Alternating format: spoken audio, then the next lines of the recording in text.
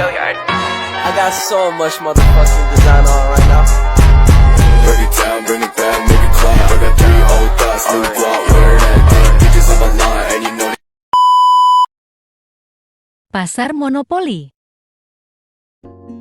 Pasar monopoli adalah suatu bentuk pasar di mana hanya terdapat satu perusahaan saja, dan perusahaan ini menghasilkan barang yang tidak mempunyai barang pengganti yang sangat dekat, dan di pasar monopoli ada rintangan bagi produsen lain untuk memasukinya, atau barriers to entry. Ciri-ciri pasar monopoli yaitu: pertama, pasar monopoli adalah industri satu atau hanya ada satu saja perusahaan dalam industri tersebut. Dengan demikian barang atau jasa yang dihasilkannya tidak dapat dibeli dari tempat lain. Kedua, tidak mempunyai barang pengganti yang mirip atau barang tersebut merupakan satu-satunya jenis barang yang seperti itu dan tidak terdapat barang mirip atau close substitute yang dapat menggantikan barang tersebut. Ketiga, tidak terdapat kemungkinan untuk masuk ke dalam industri. Tanpa sifat ini, pasar monopoli tidak akan wujud karena tanpa adanya halangan tersebut pada akhirnya akan terdapat beberapa perusahaan di dalam industri. Keempat, dapat mempengaruhi penentuan harga. Perusahaan monopoli merupakan satu-satunya penjual di dalam pasar, maka penentuan harga dapat dikuasainya. Kelima, promosi iklan kurang diperlukan. Perusahaan monopoli adalah satu-satunya perusahaan di dalam industri yang tidak perlu mempromosikan barangnya dengan menggunakan iklan. Faktor-faktor yang menimbulkan monopoli yaitu: pertama, memiliki sumber daya yang unik. Merupakan salah satu sumber penting dari adanya monopoli adalah pemilikan suatu sumber daya yang unik atau istimewa yang tidak dimiliki oleh orang atau perusahaan lain. Kedua, dapat menikmati skala ekonomi. Keadaan seperti ini berarti suatu perusahaan hanya akan menikmati skala ekonomi yang maksimum apabila tingkat produksinya adalah sangat besar jumlahnya. Ketiga, kekuasaan monopoli yang diperoleh melalui peraturan pemerintah. Di dalam undang-undang pemerintah yang mengatur kegiatan perusahaan, terdapat beberapa peraturan yang akan mewujudkan kekuasaan monopoli. Peraturan tersebut adalah peraturan paten dan hak cipta dan hak usaha eksklusif. Kurva permintaan dan kekuatan monopoli atau monopoly power.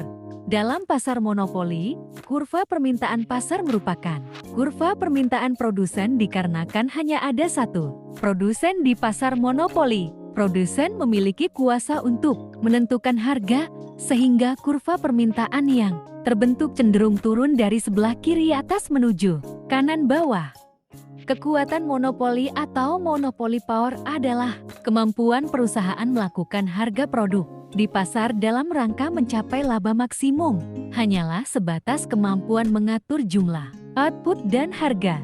Kekuatan monopoli dikatakan makin besar apabila keputusan harga dan output perusahaan makin sulit dilawan oleh pasar. Kurva penawaran monopoli. Dalam pasar monopoli, kurva penawaran pasar merupakan kurva penawaran produsen karena hanya ada satu produsen.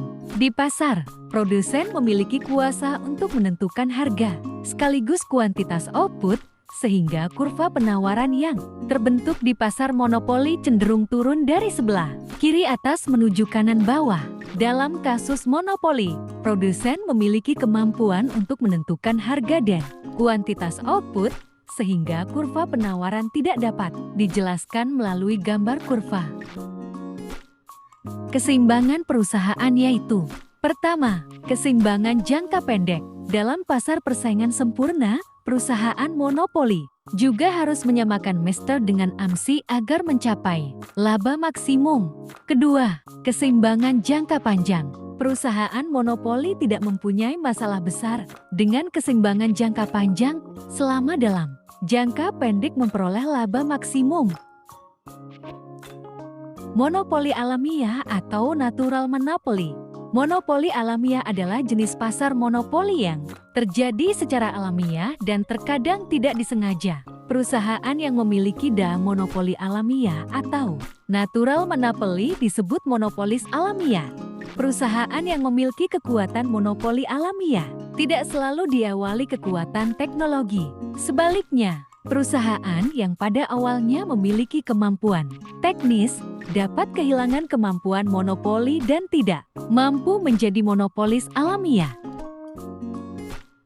Kebaikan monopoli yaitu monopoli mendorong perusahaan untuk melakukan inovasi baru dalam produknya. Sebab keuntungan monopoli yang didapatkan oleh mereka digunakan untuk tujuan penelitian dan pengembangan. Keburukan monopoli yaitu pertama, hilang atau berkurangnya tingkat kesejahteraan konsumen. Kedua, menimbulkan eksploitasi terhadap konsumen dan pemilik faktor produksi. Ketiga, memburuknya kondisi makroekonomi nasional sebab jumlah output real industri lebih sedikit dari kemampuan sebenarnya. Keempat, memburuknya kondisi perekonomian internasional. Hal ini terjadi karena munculnya inefisiensi. Monopoli dalam perspektif Islam. Dalam Islam, siapapun boleh berbisnis tanpa peduli apakah dia satu-satunya penjual atau monopoli atau ada penjual lain. Menyimpan stok barang untuk keperluan persediaan pun tidak dilarang dalam Islam. Namun yang tidak diperkenankan adalah perilaku monopolistik atau monopolistic behavior seperti menetapkan harga di atas harga pasar demi menarik keuntungan yang sebanyak-banyaknya atau menurunkan kuantitas produksi agar dapat menaikkan harga yang tinggi.